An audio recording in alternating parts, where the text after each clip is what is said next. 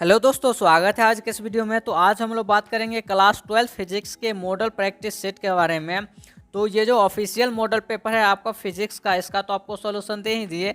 इसके अलावा हम अपने तरफ से यहाँ पे आपको मॉडल प्रैक्टिस सेट करवा रहे हैं, जिसमें 1 2 3 इस तरह से जो मॉडल सेट है वो आपको करवाएंगे, जिसमें प्रॉपर आपको इंग्लिश मीडियम के अलग मॉडल सेट देंगे, हिंदी मीडियम के लिए अलग अलग आपको मॉडल सेट यहाँ पे हम प्रोवाइड करेंगे। तो इस सब के लिए आपको करना ये है कि चैनल को सब्सक्राइब करके रख लेना है, ताकि जब भी कोई मॉडल पेपर आए, जैसे फिजिक्स केमिस्ट्री या तो फिर जैसे गेस क्वेश्चन हो गया, इस सब का आपको नोटिफिकेशन मिलता रहेगा। कब जाओ आप चैनल को सब्सक्राइब करके और बेल आइकन दबा दीजिएगा तब। इसके अलावा करना यह है कि इस वीडियो को अपने दोस्तों के साथ शेयर कर दीजिए, ताकि वो भी इस सभी क्वेश्चन का आंसर अपने से खुद से बना सके या उसको याद कर सके। और इस वीडियो को आप लाइक कर दीजिए, क्योंकि इसमें जितना भी क्वेश्चन है सभी क्वेश्चन को आपको हम अच्छे से एक्सप्लेन करते हुए चलेंगे। और इसके अलावा आपको करना ये है कि जितना भी अभी हम क्वेश्चन बताएंगे सभी क्वेश्चन को आपको याद करना है।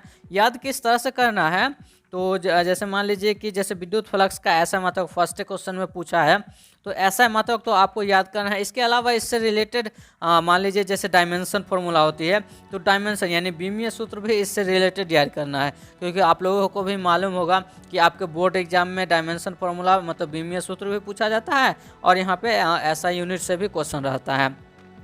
तो इस तरह से अगर आप याद करिएगा तो आपको याद करने में भी आसानी होगा, और फिर जैसे इस तरह से आपको दोनों याद होगा। वैसे तो इस पे हम एक प्रॉपर आपको वीडियो दे ही दिए हैं, जिसमें केवल एसआई यूनिट और डायमेंशन की बात किए हैं। अगर आप वो नहीं दिए हैं देखे हैं तो डिस्क्रिप्शन बॉक्स में उसका लिंक मिल जाएगा, वो भी आप देख सकते हैं। तो देखिए इस तरह से आपको यहाँ पे क्वेश्चन को याद करना है। आइए हम फर्स्ट क्वेश्चन से स्टार्ट करते हैं। तो यहाँ पे देखते हैं फर्स्ट क्वेश्चन में दिया है विद्युत फ्लक्स का एसआई मात्रक है। विद्युत फ्लक्स का एसआई मात्रक क्या होता है ये आप बताइए। देखिए ओम मीटर ऑप्शन में है, बी में है एम्पियर मीटर, सी में है वोल्ट मीटर और डी में है वोल्ट पर मीटर है। देखिए अगर आपको अच्छे से अगर तैयारी करना है ना, तो जितना भी ऑप्शन रहता है सभी क्वेश्चन में, सभी क्वेश्चन को ऑप्शन के अकॉर्डिंग अगर आप चलते हैं, उससे आपको ये फायदा होगा कि जैसे इसी क्वेश्चन में देखिए, अगर ऑप्शन डी के बारे में हम देखें तो वोल्ट पर मीटर है।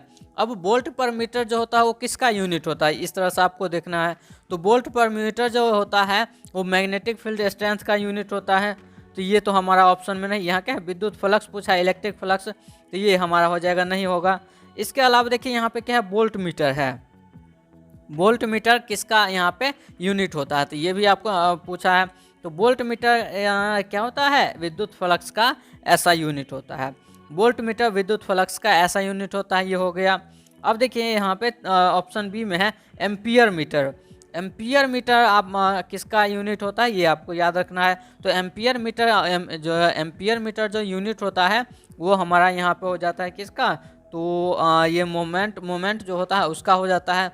अब देखिए इसके अलावा ऑप्शन ए है ओम मीटर। तो ओम मीटर किसका यूनिट होता है, तो ये होता है रेसिस्टिविटी यानी प्रतिरोधकता का जो यूनिट होता है वो ओम मीटर हो जाता है।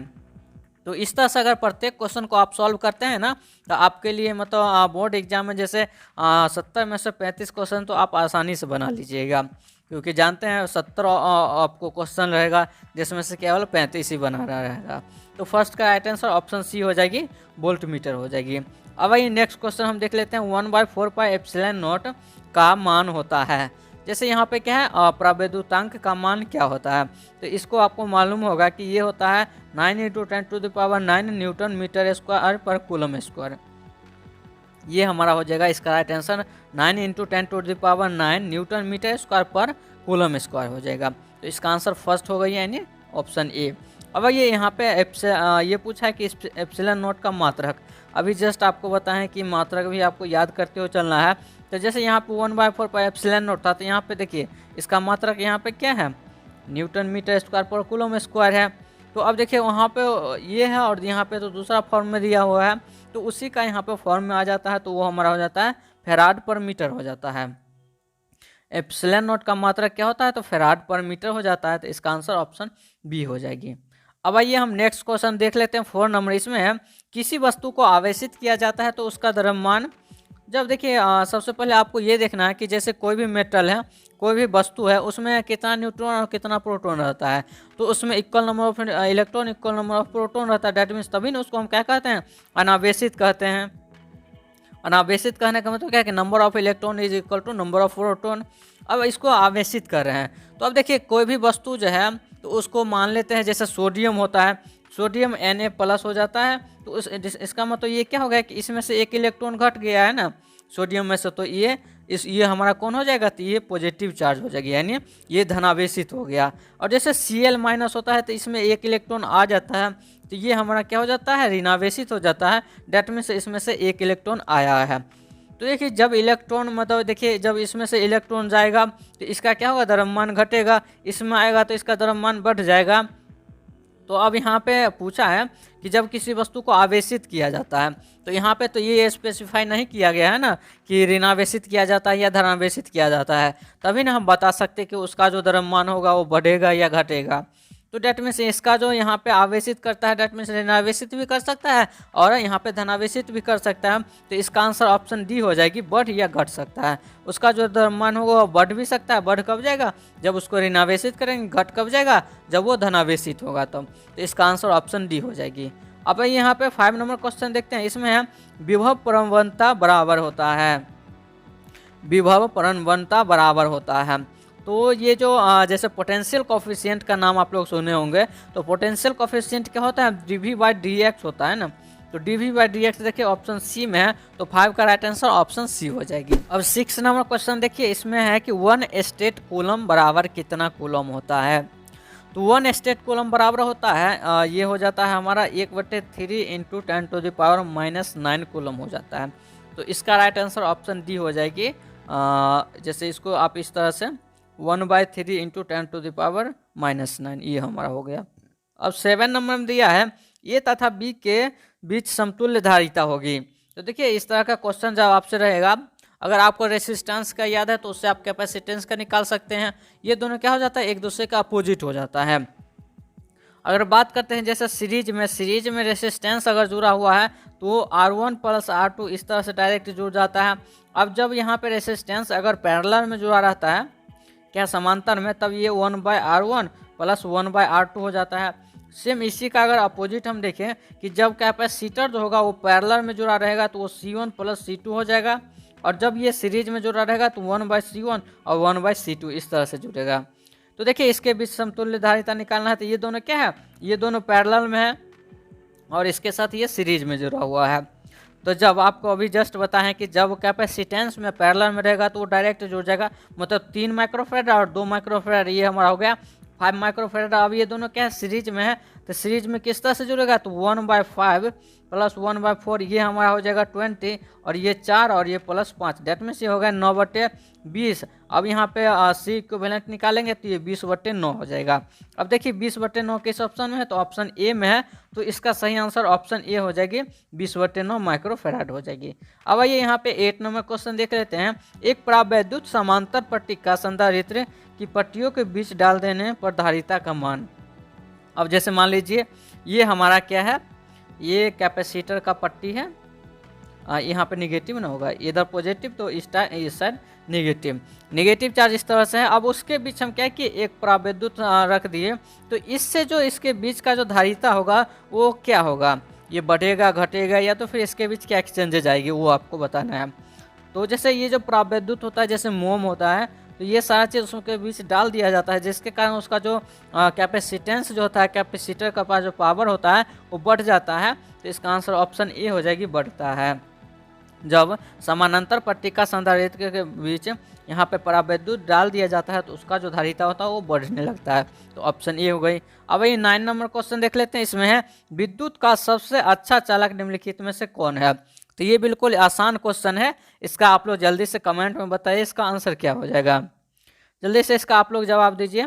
यहाँ पे देखिए विद्युत का सबसे अच्छा चालक, तो आपको मालूम होगा कि जैसे चांदी, सोना, तांबा, जस्ता, जिंक, तो इसका सबसे अच्छा चालक कौन सा होता है, चांदी होता है। बट आप लोग देखते होंगे कि चांदी का वायर हम लोग यूज नहीं करते, क्यों, क्योंकि ये महंगा होता है, इससे सस्ता कॉपर होता है, इसलिए कॉपर को हम यूज कर लेते हैं, चांदी को। बट सबसे अच्छा जो सुचालक होता है वो चांदी होता है। इसका आंसर ऑप्शन ए हो गई। अब देख लेते हैं 10 नंबर क्वेश्चन, आदर्श एमीटर का प्रतिरोध कितना होता है। तो आदर्श एमीटर का जो प्रतिरोध वो 0 होता है, और मतलब क्या है, जो बहुत कम होता है, 0 के बराबर होता है। तो इसका आंसर ऑप्शन ए हो जाएगी, 0 हो जाएगी। अब 11 नंबर क्वेश्चन में देखिए, इसमें है कि ए मीटर का प्रतिरोध होता है। जस्ट अभी आप ऊपर देखें कि आदर्श ए मीटर, तो आइडियल ए मीटर जो होता है उसका जो रेसिस्टेंस होता है वो 0 होता है, बट यहाँ पे ए मीटर जो होता है उसका जो रेसिस्टेंस होता है वो बहुत कम होता है। वो शून्य, यहाँ पे ऑप्शन भी नहीं है, दैट मीन्स ये बहुत ही कम होता है। तो इसका आंसर ऑप्शन सी हो जाएगी। अब यहाँ पे 12 नंबर क्वेश्चन देखते हैं, किलोवाट आवर मात्रक है। ये क्वेश्चन कई बार पूछा जा चुका है और केवल इजी ही है। देखिए किलोवाट मतलब क्या, कि किलोवाट मतलब 1000 वाट हो जाएगा इसमें, और यहाँ पे क्या है आवर है, आवर में कितना सेकेंड हो जाएगा, 3600 हो जाएगा। इसको आप कैलकुलेट करिएगा तो 3.6 इंटू 10⁻6 आ जाएगा, यहाँ पे जूल में आ जाएगा। ये क्या आएगा, ये जूल में। तो ये किसका मात्रक हो गया, तो ये हमारा हो गया ऊर्जा का मात्रक हो गया। Kilowatt hour is the unit of energy. तो इसका राइट आंसर ऑप्शन बी हो जाएगी, ऊर्जा हो जाएगी। अब आइए नेक्स्ट क्वेश्चन देखते हैं। यहाँ पे स्वस्थ मनुष्य के शरीर का विद्युत प्रतिरोध होता है, एक जैसे स्वस्थ मनुष्य है उसका जो विद्युत प्रतिरोध होगा वो 5000 ओम्स के बराबर होगा, 50,000 ओम के बराबर होगा। 5000 नहीं, सॉरी 50,000 ओम के बराबर होगा, 50,000 ओम्स के बराबर होगा। तो इसका राइट आंसर ऑप्शन ए हो जाएगी। अब आइए नेक्स्ट क्वेश्चन देख लेते हैं। यहाँ पे अब विद्युत परिपथ की शक्ति होती है, तो आप लोगों को मालूम होगा कि जब इलेक्ट्रिकल सर्किट है उसमें पावर क्या होता है, तो पावर डेट मीन्स V बराबर हमारा IR हो जाता है। IR ये हमारा हो गया ना, V बराबर IR। तो अब यहाँ पे देखिए V बराबर IR कहीं पे ऑप्शन है, ये ऑप्शन नहीं है। तो अब देखिए यहाँ पे इसका जो सही आंसर हो जाएगा वो क्या हो जाएगा और किस तरह से इसको निकालिएगा। तो सबसे पहले पावर निकालना है, तो पावर क्या होता है यहाँ पे, तो V²/R होता है, पावर होता है V²/R हो जाता है। तो इसका आंसर ऑप्शन सी हो जाएगी। और इसके अलावा मान लीजिए अगर V²/R नहीं देता ऑप्शन, तब इसका कौन सा ऑप्शन होगा, तो आपको V बराबर IR होता है इतना तो मालूम है। तो V बराबर जब IR होता है तो V² है, तो ये इसका I², ये R² हो जाएगा और डिवाइडेड बाय R हो जाएगा। तो R से R cancel, that means I², R भी क्या होता है, तो पावर ही होता है। तो ये भी आपको ऑप्शन रह सकता है या V²/R भी रह सकता है, उसी के अकॉर्डिंग आप उसका करेक्ट आंसर चूज कर सकते हैं। तो इसका आंसर ऑप्शन सी हो जाएगी। अब आइए यहाँ पे 15 नंबर क्वेश्चन देख लेते हैं। इसमें 1 फेराड बराबर होता है, तो ये तो बिल्कुल आप लोग केमिस्ट्री में भी ये पढ़े होंगे। बताइए इसका आंसर क्या होगा। 1 फेराड बराबर होता है 96,500 कूलम के बराबर होता है, 96,500 कूलम के बराबर होता है। इसका आंसर ऑप्शन बी हो जाएगी। अब देख लेते हैं 16 नंबर क्वेश्चन। ये 16 में दिया हुआ है, किसी विभव मापी की संवेदनशीलता को बढ़ाने के लिए। अब जैसे पोटेंशियोमीटर है ना, तो जब पोटेंशियोमीटर की हम जो संवेदनशीलता है वो हम किस तरह से बढ़ा सकते हैं, इसका अनुप्रस्थ क्षेत्र बढ़ाना चाहिए, इसकी धारा को घटाना चाहिए, धारा को बढ़ाना चाहिए, या इसकी लंबाई को घटाना चाहिए। तो इसका जो अनुप्रस्थ क्षेत्र है, ये जो क्रॉस सेक्शन एरिया है, अगर उसको हम बढ़ा देते हैं ना, तो इसका जो पोटेंशियोमीटर का जो संवेदनशीलता वो बढ़ जाएगा। तो इसका आंसर ऑप्शन ए हो जाएगी। अब देख लेते हैं 17 नंबर 1 वोल्ट बराबर होता है, तो बताइए इसका आंसर आप लोग क्या होगा। 17 का जल्दी से बताइए क्या होगा कि 1 वोल्ट बराबर क्या होता है। 1 वोल्ट बराबर होता है 1 जूल पर कूलम हो जाएगा, 1 जूल पर कूलम हो जाएगा। इसका आंसर ऑप्शन बी हो जाएगी। अब 18 नंबर क्वेश्चन में देखिए, इसमें है कार्बन प्रतिरोध का कलर कोड में लाल रंग का मान। तो देखिए इस तरह से इसमें लाल रंग का पूछा है, इसी तरह से और भी कलर का आपको पूछ सकता है, जैसे पीला हो गया, ब्लैक हो गया, ब्राउन हो गया, इस तरह का। इसके लिए आपको एक फॉर्मूला बता देते हैं। जैसे ये होता है हमारा BB रॉय वाज ग्रेट, ये हो गया great Britain has very good wife. इस तरह से ये फार्मूला होता है। इस तरह से आप कार्बन कलर कोड का नेम याद रख सकते हैं। नेम कैसे, तो B से ब्लैक, B से ब्राउन हो गया, R से रेड, O से ऑरेंज हो गया, Y से येलो हो गया, G से ग्रीन हो गया। फिर इस तरह से आप लोग इसको याद कर सकते हैं। तो देखिए जब याद तो कर लिए, फिर के अकाउंट कैसे करना है, तो ये हमारा हो गया 0, ये हमारा हो गया 1, ये 2, इस तरह से 0 से हमें स्टार्ट करना है और आगे बढ़ते जाना है। तो रेड कहाँ पे आता है, तो BBR मतलब तीसरा पॉइंट पे, मतलब ये हो गया 200, यानी रेड कलर का जो मान होगा वो कितना हो जाएगा, 2 हो जाएगा। तो देखिए किस ऑप्शन में, तो ऑप्शन सी में है, तो इसका आंसर ऑप्शन सी हो जाएगी। इस तरह से आप लोग याद रख सकते हैं। अब आइए नेक्स्ट क्वेश्चन है 19 नंबर। जब कोई अनावेशित कण एक ऐसे क्षेत्र में गति करता है जहाँ चुंबकीय क्षेत्र विद्यमान हो, तब यहाँ पे क्या है, उस कण जो है मॉलिक्यूल जो है उस पर कोई भी चार्ज नहीं है, तो इस कंडीशन में वहाँ पे कौन सा क्षेत्र है, तो विद्युतीय क्षेत्र विद्यमान है। तो इस कंडीशन में जो होता है वेग का जो कण है, जैसे ये मान लीजिए कोई अनावश्यक कण है, पार्टिकल है, तो इसका जो वेलोसिटी होता है वो यहाँ पे कांस्टेंट रहता है। तो इसका वेलोसिटी क्या रहेगा, वेग अचर रहता है। तो इसका आंसर ऑप्शन बी हो जाएगी। अब 20 नंबर क्वेश्चन देख लीजिए। चुंबकीय क्षेत्र का ऊर्जा घनत्व होता है, ये जो क्या है, energy density of magnetic field. Magnetic field का एनर्जी डेंसिटी क्या होता है, तो वो होता है बी स्क्वायर बाय, ये होता है 1/2 B square by mu naught होता है। तो किस ऑप्शन में है, ऑप्शन बी में है। तो इसका आंसर ऑप्शन बी हो जाएगी। अब आइए नेक्स्ट क्वेश्चन देख लेते हैं 21 में। ए क्षेत्रफल के वृत्तीय पास के केंद्र पर चुंबकीय क्षेत्र बी है, तो उस पास का चुंबकीय आघूर्ण क्या होगा। मैग्नेटिक यहाँ पे आघूर्ण पूछा है, तो ये मैग्नेटिक चुंबकीय आघूर्ण इसका कौन सा होगा, जबकि वो क्या है यहाँ पे सर्कुलर है। तो इस कंडीशन में जो हमारा हो जाता है सर्कुलर है और चुंबकीय क्षेत्र है, तो चुंबकीय आघूर्ण पूछा है। तो चुंबकीय आघूर्ण जो हमारा हो जाएगा वो होता है ये बी ए, और इसके बाद हमारा हो जाता है ये 1/2 बी ए, और ये हमारा हो गया म्यू नॉट, और अंडर रूट यहाँ पे पाए, और उसके बाद आता है ए के पास, ये तो यहाँ पे है ही, इस पे पार आ जाएगा 3/2। तो ये आंसर ऑप्शन डी जो है, इसका राइट आंसर ऑप्शन डी हो जाएगी। अब यहाँ पे साइक्लोट्रॉन किस कण को उच्च ऊर्जा तक त्वरित करने के लिए उपयुक्त नहीं है। देखिए साइक्लोट्रॉन क्या करता है कि कोई भी ऊर्जा जैसे कण होता है, पार्टिकल्स होता है, उसको हाई एनर्जी तक एक्सेलरेट करता है, जैसे प्रोटॉन, इलेक्ट्रॉन, अल्फा कण, न्यूट्रॉन। तो ये जो होता है ये जो भारी कण होता है ना, उसके लिए उपयुक्त है। क्यों उपयुक्त है, तो देखिए जैसे मान लीजिए यहाँ पे पूछा है किसके लिए उपयुक्त नहीं है, तो ये इलेक्ट्रॉन और इसके बाद न्यूट्रॉन जो होता है, ये दोनों के लिए उपयुक्त नहीं होता है। अब क्यों नहीं होता है, क्योंकि इसका जो मास होता है वो बहुत ही कम होता है। इसका जो मास होता है वो बहुत ही कम होता है, ये आप लोगों को भी मालूम है। जब इसका मास कम होता है ना, तो ये क्या करता है कि ये इसको अगर हम थोड़ा सा भी काइनेटिक एनर्जी देते हैं ना, इस इलेक्ट्रॉन में अगर थोड़ा सा भी काइनेटिक एनर्जी देते हैं, तो अब ये क्या होता है कि अत्यधिक वेग से यहाँ पे इसका जो वेग होता है वो अत्यधिक ज़्यादा हो जाता है। मतलब ये हो गया कि इसका द्रव्यमान कम है, अगर इसमें थोड़ा सा भी काइनेटिक एनर्जी देते हैं और ये देते हैं, ये क्या होता है कि उच्च वेग से गति करने लगता है, जिसके कारण इसमें साइक्लोट्रॉन का उपयोग ही नहीं करना पड़ता है। तो ये किसके लिए उपयुक्त नहीं है, तो इलेक्ट्रॉन के लिए। तो इसका आंसर ऑप्शन बी हो जाएगी। इस तरह से सभी क्वेश्चन को आपको याद करते हुए चलना है। अब लोरेंज बल का परिकलन करने के लिए सूत्र है। तो लोरेंज फोर्स क्या होता है, तो electric force plus magnetic force होता है। तो बताइए कौन सा इसका आंसर क्या हो जाएगा। इसका आंसर ऑप्शन ए हो जाएगा। एफ वेक्टर यहाँ पर फोर्स जो है वो क्यू इंटू ई क्रॉस ई प्लस यहाँ पे बी होता है।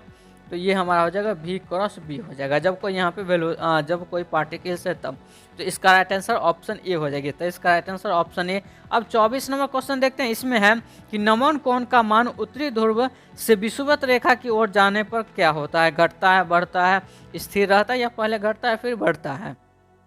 देखिए नमन कोण है और उससे हम कहाँ जा रहे हैं, तो उत्तरी ध्रुव से विषुवत रेखा की ओर जा रहे हैं। तो इस कंडीशन में जो उसका वैल्यू होगा वो हमारा यहाँ पे वैल्यू क्या होने लगता है, तो घटने लगता है।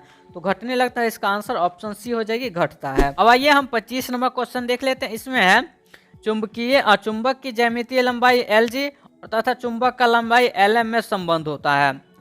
तो देखिए इसको अगर आप लोग एक तरीके से याद करते हैं तो आप कभी नहीं भूलिएगा। कैसे, चुंबक की ज्यामितीय लंबाई मान लेते हैं, ये हमारा चुंबक की ज्यामितीय लंबाई हो गया Lg, ये हमारा Lg। अब यहाँ पे क्या है, ये हमारा नॉर्थ पोल और ये हमारा साउथ पोल हो गया।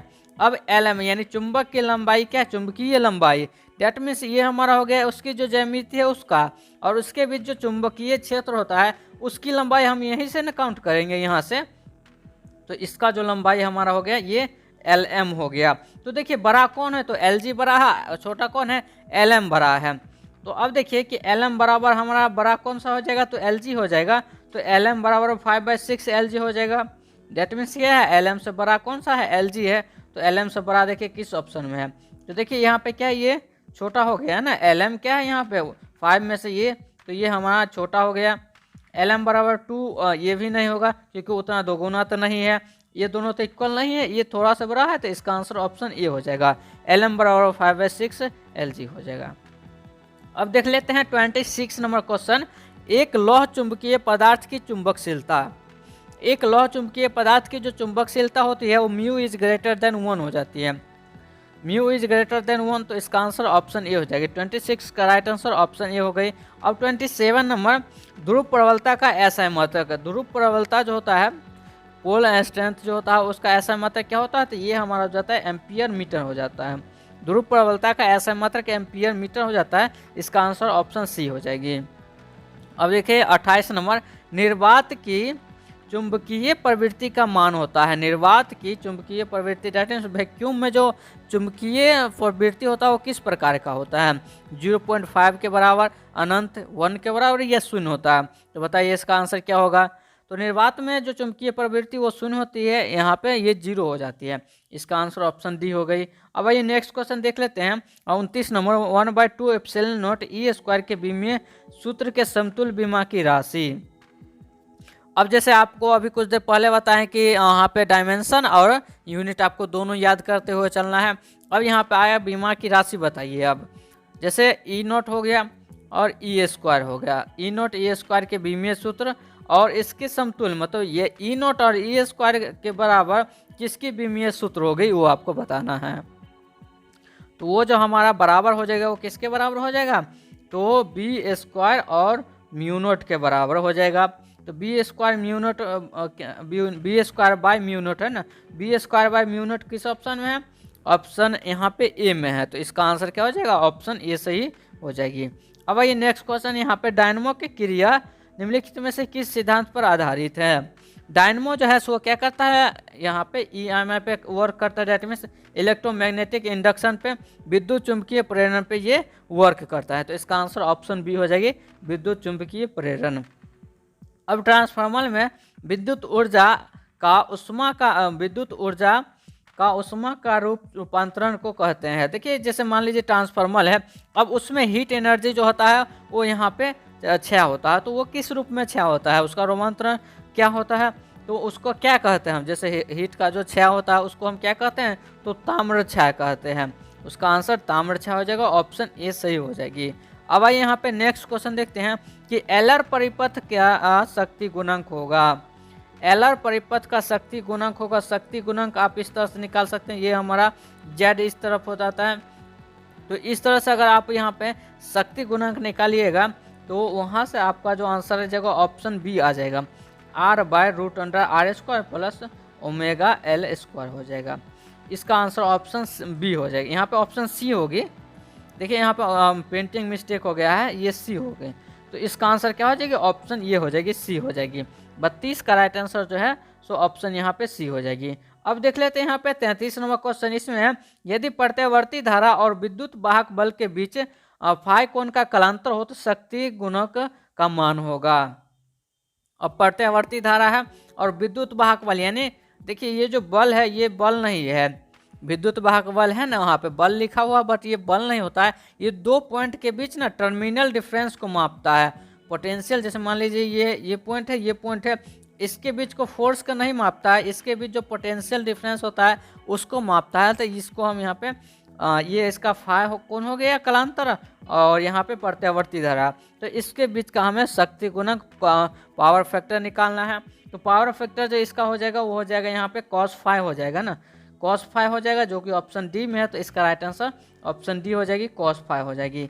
अब देखिए यहाँ पे 34 नंबर है, यदि L प्रेरकत्व, R प्रतिरोध तथा C संधारित्र की धारिता हो तो L/R तथा RC का विमीय सूत्र। देखिए यहाँ पे भी विमीय सूत्र आ गया है।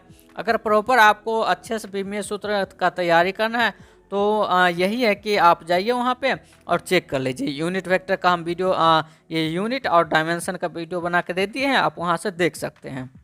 अब यहाँ पे देखिए L, सबसे पहले आपको यहाँ पे तो ये है ही L का यूनिट बताइए, प्रेरकत्व का सबसे पहले आप इसका यूनिट बताइए, इसका यूनिट बताइए, इसका यूनिट बताइए। प्रेरकत्व का यूनिट क्या होता है, हेनरी होता है। प्रेरकत्व का यूनिट हो गया हेनरी, प्रतिरोध का हो गया ओम, और संधारित्र के क्या हो गया, फैराड हो गया। इस तरह से आपको याद रखना है तीनों का, हेनरी, ओम्स, फैराड हो गया। अब पूछा है L/R, that means henry by resistance हो गया ना। तो इसका यहाँ पे पूछा है कि और तथा RC के बीच का बीमीय सूत्र पूछा है। तो बताइए इस दोनों का कौन कौन सा हो जाएगा। देखिए इसका जो हो जाएगा वो हो जाएगा ML, एक तो हो जाएगा यहाँ पे ML0 और T हो जाएगा, और उसके अलावा बचा यहाँ पे ML0 और T हो जाएगा। मतलब ये दोनों का जो हो जाएगा ऑप्शन डी सही हो जाएगा। इसका राइट आंसर ऑप्शन डी हो जाएगी। अब आइए यहाँ पे नेक्स्ट क्वेश्चन 35 नंबर देख लेते हैं। किसी ऊंचाई ट्रांसफार्मर के प्राथमिक एवं द्वितीयक में क्रमशः N1 और N2 लपेटे हों तो। अब देखिए बहुत अच्छा क्वेश्चन है ये। सबसे पहले आपको ये जानना है कि ट्रांसफार्मर कितने प्रकार के होते हैं। ट्रांसफार्मर दो प्रकार के होते हैं, एक होते हैं ऊंचाई ट्रांसफार्मर, एक होते हैं यहाँ पे जो अपचाई ट्रांसफार्मर। दैट मीन्स एक हमारा हो गया स्टेप अप ट्रांसफार्मर और दूसरा हो गया step down transformer. Step up में क्या होता है कि जो हमारा इनिशियल वोल्टेज है ना, मान लेते हैं कि वोल्टेज हमारा यहाँ पे क्या है 100 वोल्ट का है, और जब इसमें हम अब स्टेप अप ट्रांसफार्मर से जब इस करंट को पास कराएंगे तब उसका जो वोल्ट आएगा वो जैसे उससे यानी 100 वोल्ट से ज़्यादा हो जाएगा, 120, 150, 200 इस तरह से हो जाएगा। तो इस ट्रांसफार्मर को हम कहते हैं ऊंचाई transformer, step up transformer. Step down क्या कहते हैं, जैसे 200 है तो इसको कम करके कितना कर देगा 100 कर देगा, 150 कर देगा, यानी वो वोल्ट को घटा देता है, उसकी जो विभवांतर है उसको घटा देता है। तो वो हमारा हो गया स्टेप डाउन ट्रांसफार्मर हो गया, अपचाई ट्रांसफार्मर हो गया। तो ये दो ट्रांसफार्मर। अब पूछा है कि इसके जो कुंडली होता है उसमें N1 एवं N2 लपेटे हुआ है। अब बताइए कि N1 किस में ज़्यादा होगा और N2 किस में ज़्यादा होगा। तो स्टेप अप की बात कर लेते हैं। Step up transformer, step up में जो होगा वो N1 जो होगा सो N2 से कम होगा। दैट मीन्स N2 ज़्यादा होगा और N1 कम होगा। N2 ज़्यादा होगा, N1 कम होगा, तो उसको हम कहेंगे स्टेप अप ट्रांसफार्मर। और N1 ज़्यादा होगा, N1 ज़्यादा होगा और N2 कम होगा, तो ये हमारा हो गया स्टेप डाउन ट्रांसफार्मर हो जाएगा। तो यहाँ पे पूछा है स्टेप अप ट्रांसफार्मर पूछा है, तो इसमें N2 ज़्यादा होना चाहिए। N2 किस में ज़्यादा है, तो N2 इसमें ज़्यादा है ना, ऑप्शन बी में ज़्यादा है, तो इसका राइट आंसर ऑप्शन बी हो जाएगी। अब आइए यहाँ पे 36 नंबर क्वेश्चन है। विद्युत चुंबकीय तरंगों की प्रकृति होती है। जैसे देखिए इलेक्ट्रिक जो मैग्नेटिक फील्ड होता है, वेव होता है ना, इलेक्ट्रिक में जो इलेक्ट्रोमैग्नेटिक वेव होता है, इलेक्ट्रोमैग्नेटिक वेव होता है, उसकी प्रकृति कैसी होती है, तो वो हमारा हो जाती है ट्रांसवर्स हो जाती है। तो इसका आंसर ऑप्शन ए हो जाएगी, अनुप्रस्थ हो जाएगी। अब ये नेक्स्ट क्वेश्चन है, इनमें कौन विद्युत क्षेत्र में विक्षेपित होता है। इलेक्ट्रिक फील्ड जो है उसमें कौन सी विक्षेपित हो जाता है, तो वो कैथोड किरणें हैं वो विक्षेपित हो जाते हैं, उसके अलावा कोई भी नहीं होती है। तो इसका आंसर ऑप्शन डी हो जाएगा, कैथोड किरणें हो जाएगी। अब आइए यहाँ पे 38 नंबर क्वेश्चन देख लेते हैं। इसमें दिया है विद्युत चुंबकीय तरंग के संचरण की दिशा होती है। तो ये भी अच्छा क्वेश्चन, जैसे मान लेते हैं ये हमारा इस तरह से ये हमारा मैग्नेटिक फील्ड गया, और इसके अलावा जो हमारा इलेक्ट्रिक फील्ड जाता है इस प्रकार से जाता है, और फिर इस तरह से ये एक और यहाँ पर होता है।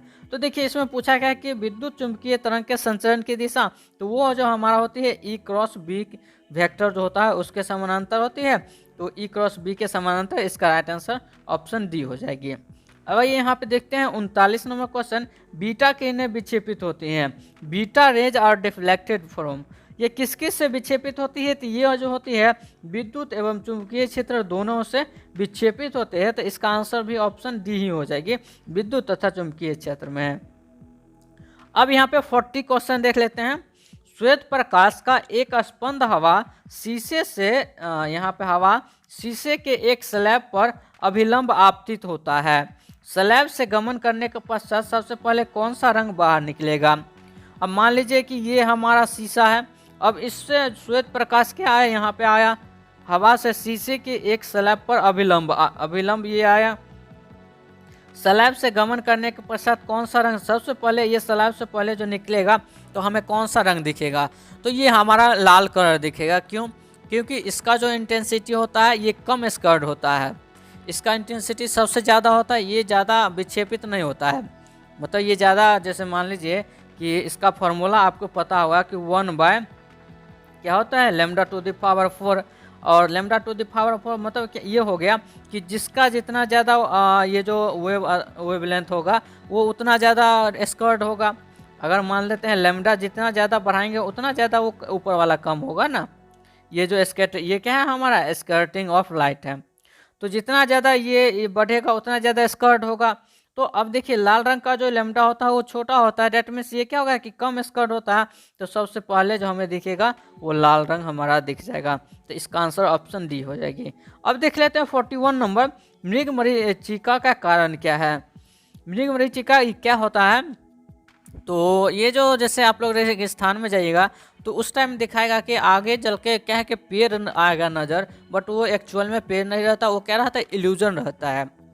तो ये किसके कारण होता है, तो ये होता है पूर्ण आंतरिक परावर्तन, टोटल इंटरनल रिफ्लेक्शन के कारण। और इसमें कौन सा, तो अपवर्तन और पूर्ण आंतरिक परावर्तन दोनों होता है।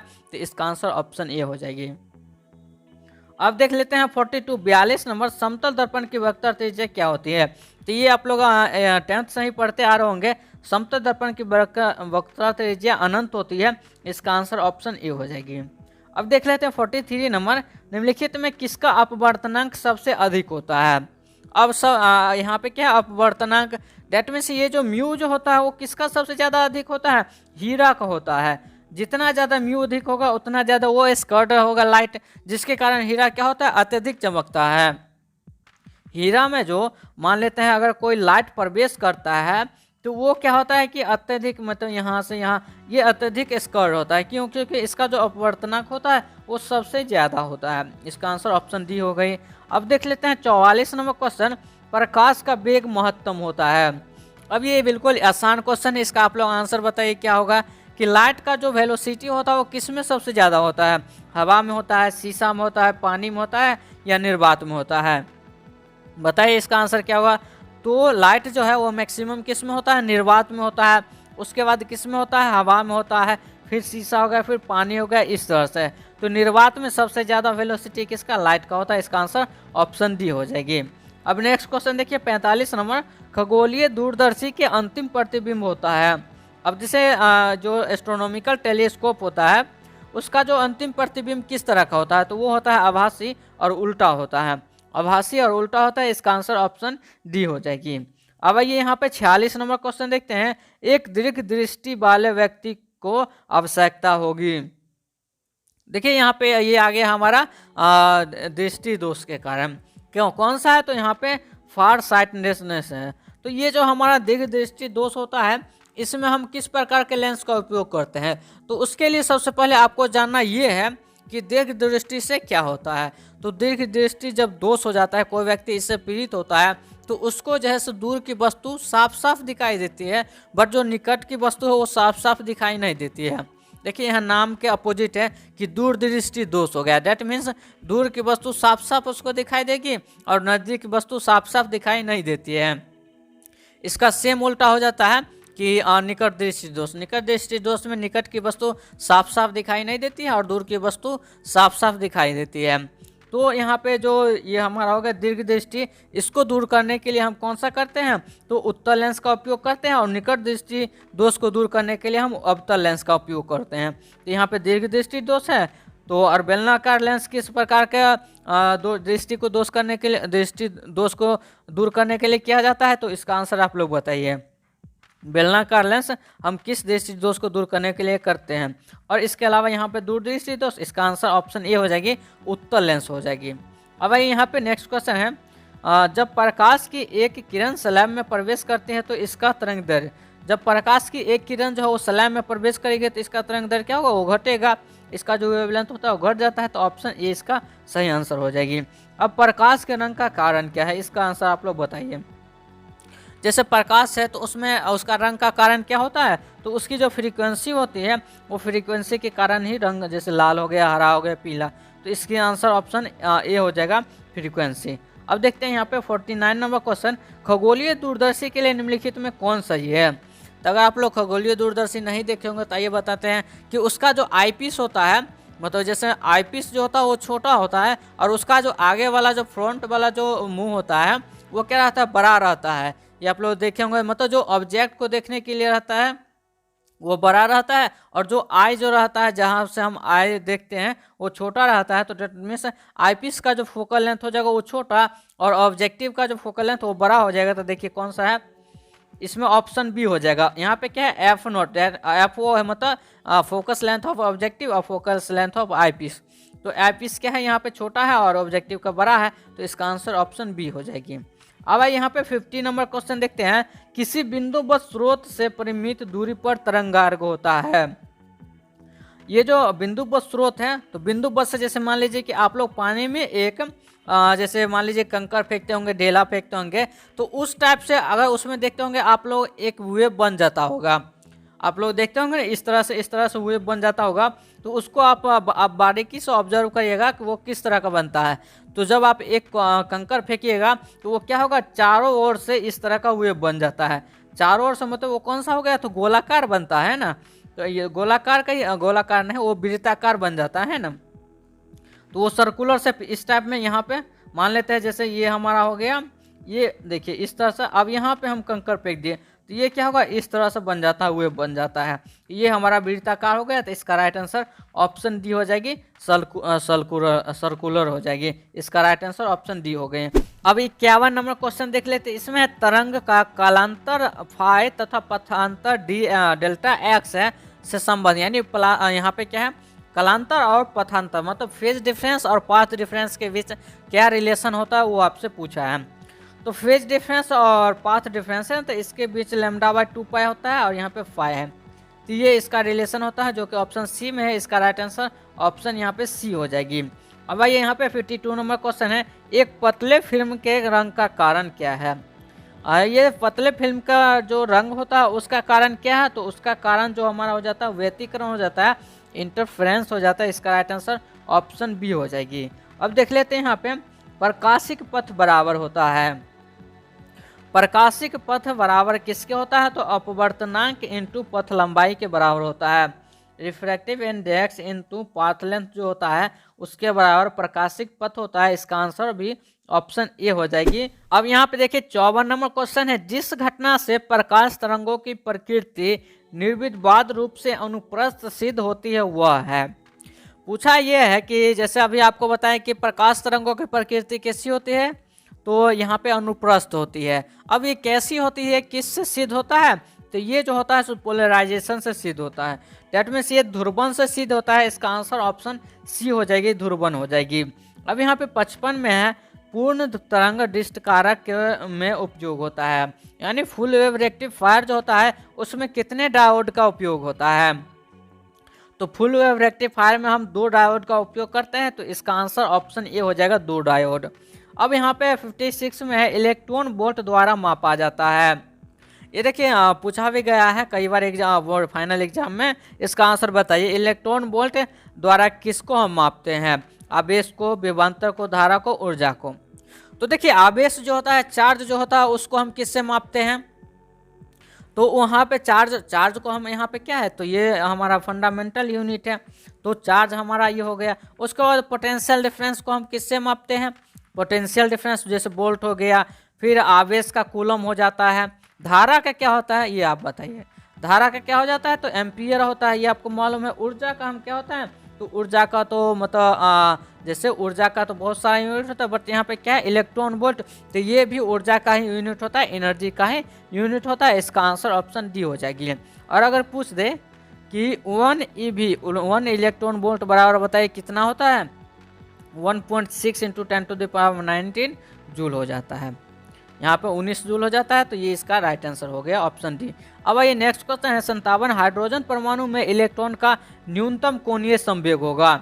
हाइड्रोजन परमाणु के लिए पूछा है न्यूनतम कोणीय संवेग। सबसे पहले आपको जानना है कि कोणीय संवेग क्या होता है, एंगुलर मोमेंटम क्या होता है। तो ये देखिए NH/2π होता है। NH/2π हमारा कोणीय संवेग हो गया। अब इस फॉर्मूला हो गया। अब इस पे आप सभी का निकाल सकते हैं। हाइड्रोजन का पूछा है, लिथियम का, सोडियम का, पोटेशियम का, जिसका भी पूछे आप सभी का निकाल सकते हैं।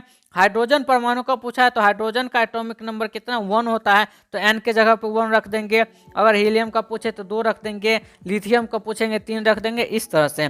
अब देखिए यहाँ पे n के जगह पे 1 रखेंगे तो क्या हो जाएगा, h/2 हो जाएगा। h/2 किस ऑप्शन में, तो देखिए ऑप्शन बी में है, h/2 जूल सेकेंड हो गया, इसका राइट आंसर ऑप्शन बी हो जाएगी। अब यहाँ पे है हाइड्रोजन स्पेक्ट्रम की कौन सी श्रेणी अवरक्त भाग में नहीं पड़ती है। हाइड्रोजन स्पेक्ट्रम की कौन सी श्रेणी जो है सो अवरक्त भाग में नहीं पड़ती है, तो लाइमन श्रेणी जो है ये अवरक्त भाग में नहीं पड़ती है, इसका आंसर ऑप्शन डी हो जाएगी। अब रेडियो एक्टिव परमाणु के लिए कौन सा संबंध सही है, बताइए। यहाँ पे जो रेडियो एक्टिव परमाणु जो होता है, एटम होता है, उसके लिए कौन सा सही है, तो हाफ लाइफ है T1/2 हमारा हो गया। ये क्या होता है, तो 0.6931 बाई लेमडा हो जाता है ना, यही ना हमारा हाफ लाइफ होता है। और ये तो हमारा हो गया, लेकिन ये ऑप्शन में नहीं दिया हुआ है, तो 1 बाय जो लेमडा होता है ये हमारा क्या हो जाता है, एवरेज लाइफ हो जाता है, एवरेज लाइफ हो जाता है। तो अब यहाँ पे 0.6931 इंटू 1 बाय लेमडा क्या है, एवरेज लाइफ है, तो ये हमारा हो गया कौन सा, तो हाफ लाइफ हो गया, जो कि ऑप्शन यहाँ पे क्या है, डी में है, ऑप्शन डी में है, तो इसका राइट आंसर ऑप्शन डी हो जाएगी। अब देखिए 60 नंबर क्वेश्चन, तत्व यहाँ पे दिया है X202 यहाँ पे और 84। एक नाभिक पहले अल्फा कण और फिर बीटा कण उत्सर्जित करता है, परिणामी नाभिक की परमाणु संख्या होगी। अब बहुत अच्छा ये क्वेश्चन है, इससे पहले तो आपको सिंपल सा दिया था कि ये परमाणु दे दिया था और इसके बोला था इसका आपको न्यूट्रॉन की संख्या निकालिए, तो आप आसानी से न्यूट्रॉन की संख्या 200 यहाँ पे 202 में से 84 माइनस कर लेते थे, यहाँ से आपको न्यूट्रॉन की संख्या आ जाता था। बट यहाँ से क्वेश्चन ये है कि उसके नाभिक में से सबसे पहले अल्फा कण और उसके बाद फिर बीटा कण उत्सर्जित होता है, देन आपको बताना है कि उसके नाभिक में अब परमाणुओं की संख्या कितनी हो जाएगी। बताइए इसका आंसर क्या होगा। देखिए इसको सॉल्व करने के लिए सबसे पहले जानना ये होगा, ये हमारा 202 है और ये हमारा 84 हो गया। ये 202 को हम क्या कहते हैं और ये 84 को क्या कहते हैं, 202 को हम कहते हैं यहाँ पे मास नंबर कहते हैं, मास नंबर ये हमारा हो गया ना, द्रव्यमान संख्या। 84 को हम कहते हैं एटॉमिक नंबर, परमाणु संख्या कहते हैं। 84 हमारा एटॉमिक नंबर हो गया, इतना आप समझ गए। अब इसके अलावा समझना क्या है कि अल्फा कण क्या होता है, तो अल्फा कण हम किसको कहते हैं, तो हीलियम 4 और यहाँ पे ये 2, ये हमारा क्या हो गया, अल्फा कण हो गया।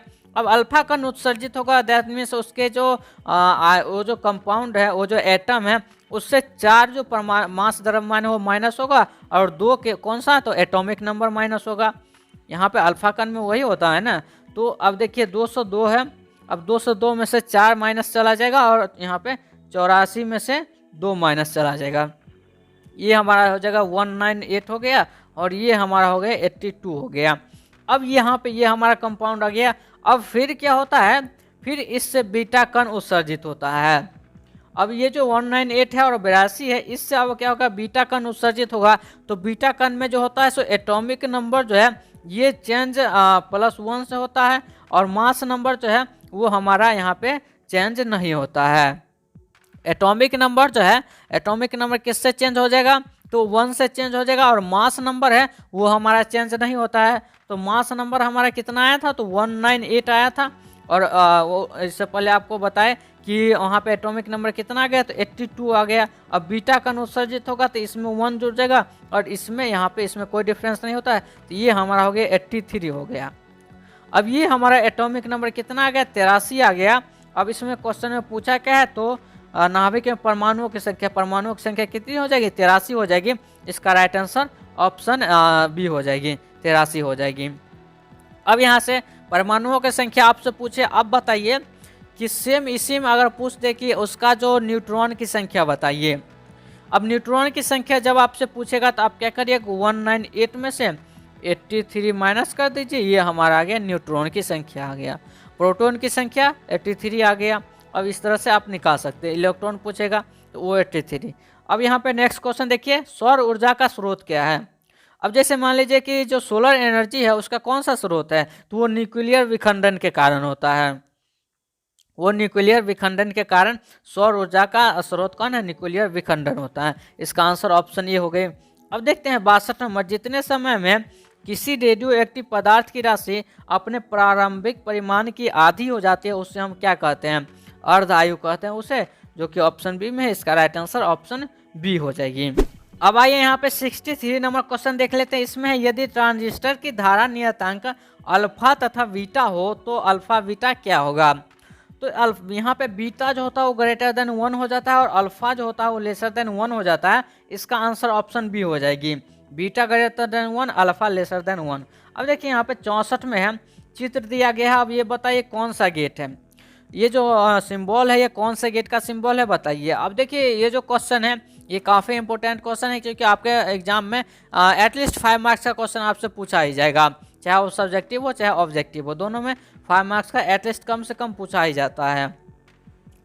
तो जानना ये है कि ये क्वेश्चन को छोड़िए, अभी आप ये बताइए कि मूल गेट कौन कौन से होते हैं, बेसिक गेट कौन कौन से होते हैं, ये आपको बताए भी हुए हैं। ये जो होता है और गेट एंड, और हमारा तीसरा जो होता है नोट गेट, इस 3 गेट को हम कहते हैं और एंड नोट गेट को कहते हैं मूल गेट कहते हैं, और इससे जो बनता है उसको हम सार्वभौमिक गेट कहते हैं, जो नंड और नोर होता है। सार्वभौमिक गेट कौन सा, नंड और नोर हो गया। मूल गेट कौन सा, और एंड और नोट हो गया। ये 3 गेट हो गया। अब ये सभी का आपको बुलियन व्यंजक याद रखना है। इसके अलावा आपको याद क्या रखना है, तो उसका सिंबल याद रखना है। जैसे बात कर लेते हैं नोट गेट का। नोट गेट का बुलियन व्यंजक क्या होता है, एक्स बराबर होता है ए पर रेकरिंग। ये हमारा हो गया एक्स बराबर ए का बार हो गया। अब इस तरह से आपको एंड का पूछ देगा, एंड गेट का बुलियन व्यंजक बताए, तो एंड गेट का क्या होता है, ए इंटू हमारा बी हो जाता है, एक्स बराबर ए इंटू बी। अब आपको पूछेंगे कि यहाँ पे एंड गेट का हो गया, तो एंड गेट का हो गया एक्स इंटू बी हो गया। फिर आपसे पूछ देगा कि और गेट का, तो और गेट का बुलियन व्यंजक क्या हो जाता है, तो ये हो जाता है ए प्लस बी हो जाता है। अब ये कौन से बना है, तो नंड गेट कौन से मिलके बना है, तो ये बना है एंड, और बना किसके साथ है, तो एंड और नोट के साथ बना है, तो नंड गेट बन गया है।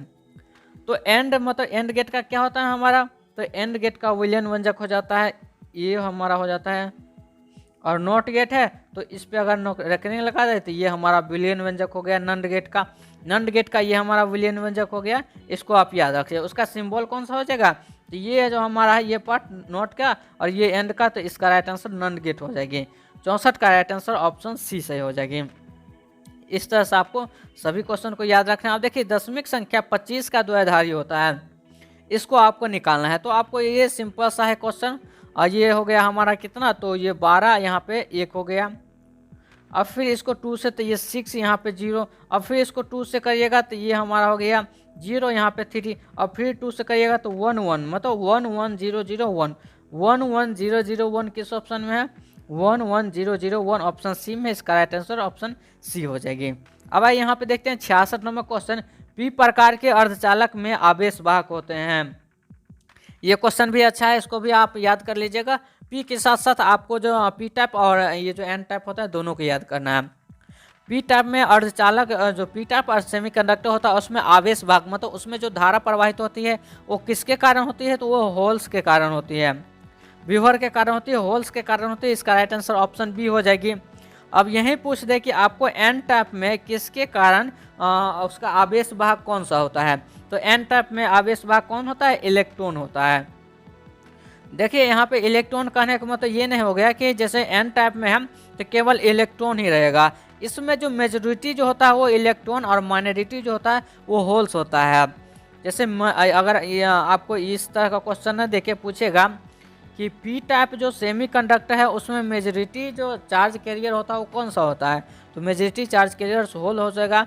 और माइनॉरिटी चार्ज कैरियर कौन सा हो जाएगा, अगर पी टाइप में ही पूछे कि माइनॉरिटी चार्ज कैरियर मतलब जो इसका जो अल्प आवेश वाहक होता है वो कौन हो जाता है, तो इलेक्ट्रॉन हो जाएगा इस तरह से। और एन टाइप में इलेक्ट्रॉन मेजॉरिटी चार्ज कैरियर और यहाँ पे माइनॉरिटी चार्ज कैरियर होल्स हो जाएगा। इसका राइट आंसर ऑप्शन यहाँ पे बी हो जाएगी, होल्स हो जाएगी। अब आइए यहाँ पे देखते हैं फैक्स का अर्थ है। फैक्स का फुल फॉर्म बताइए यहाँ पे क्या हो जाएगा। ये बिल्कुल आसान क्वेश्चन है, आप लोग इसका जल्दी से जवाब दीजिए। फैक्स का फुल फॉर्म क्या हो जाएगा, फैक्स का फुल फॉर्म होगा फैक्सिमाइल टेलीग्राफी, ऑप्शन बी इसका सही आंसर हो जाएगी। अब देखिए यहाँ पे आयाम मॉडुलन सूचकांक का मान होता है।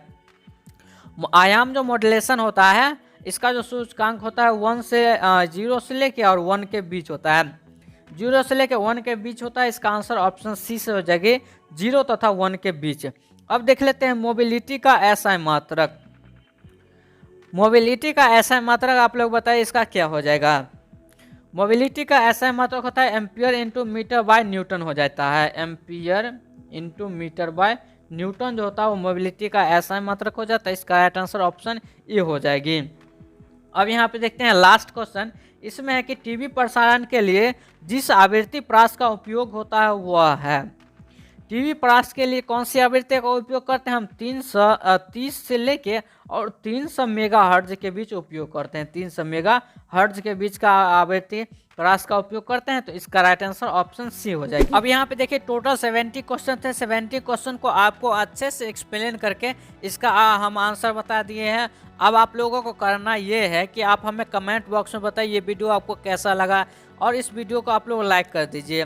इतना अच्छा सा आपको एक्सप्लेन करके बताया, और जितना भी क्वेश्चन बताएं आप लोगों को सभी क्वेश्चन का आंसर याद रख लेना है। इसके अलावा चैनल को सब्सक्राइब कर लीजिए ताकि इस तरह के कोई भी और वीडियो आते हैं उसका नोटिफिकेशन आपको मिल जाया करेगा। और अगर आपको जैसे इसमें भी ऐसा यूनिट पूछा, अगर आपको इससे रिलेटेड वीडियो देखना है वो डिस्क्रिप्शन बॉक्स में है, आप वहाँ से चेकआउट कर सकते हैं, वहाँ पर आपको वो वीडियो मिल जाएगा।